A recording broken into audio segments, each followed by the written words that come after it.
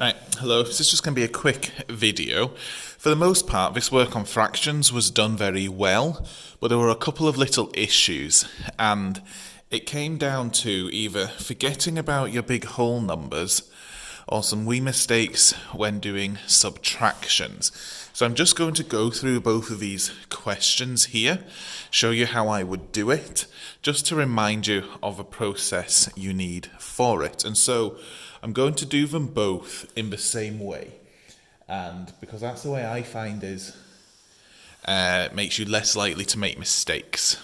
And so for that, I'm going to change them both to improper fractions first, top heavy ones, and then we'll make them match. So if we change this first to, oh, 1 second, I'm just going to move this camera, make that a little bit easier.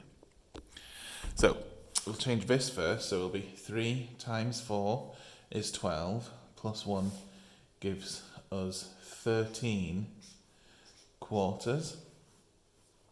And then we've got 1 times 8 is 8, plus 2 is 10. So we've got 10 over 8.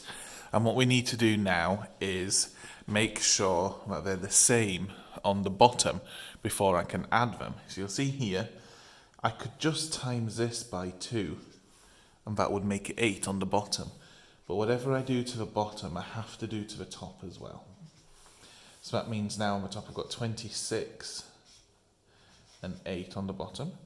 And then in this one, I haven't changed this one, so this is still 10 over 8. Now these are the same on the bottom, so I can add them. That's 36 over 8. We could leave this as our answer here. It's correct, but it's not as finished as it could go. We could simplify it.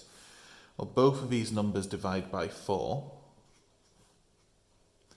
So if they both divide by 4, 36 divided by 4 is 9, and 8 divided by 4 is 2.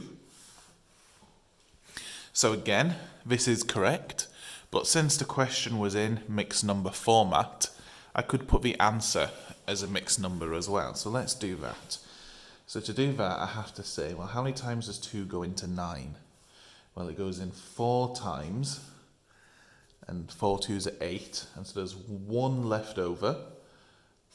And I put my 2 on the bottom there because it was halves I was dealing with.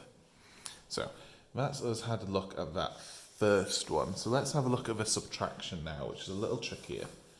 So we've got 3 and 2/3, take away 1 and a quarter.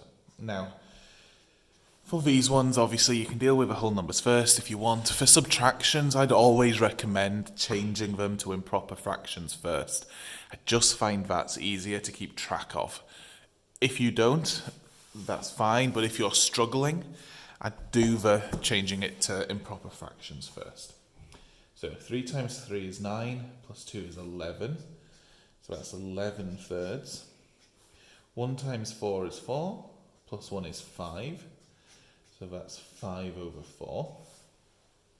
Now, we need to make them be the same on the bottom. So remember, we could do the smile and kiss method. So we'll do our smile. We times the bottoms together. So 3 times 4 is 12. So they'll both go to 12 on the bottom. And then we do 4 times 11 is 44.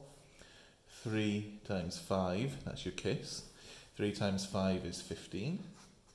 So now I've got 44 take away 15 is 34, 29. So I've got 29 over 12. And since this was in mixed number format, let's just put this one into mixed numbers as well. So how many times does 29 go into 12? Well, 2 times 12 is 24, so it goes in 2 whole times, and if it's 24, that means I've got 5 left over, so 2 and 5/12. And that's just a wee reminder of how you do these questions. If you're struggling with it, go back and watch the previous 2 videos on adding and subtracting fractions, because it is a very important skill.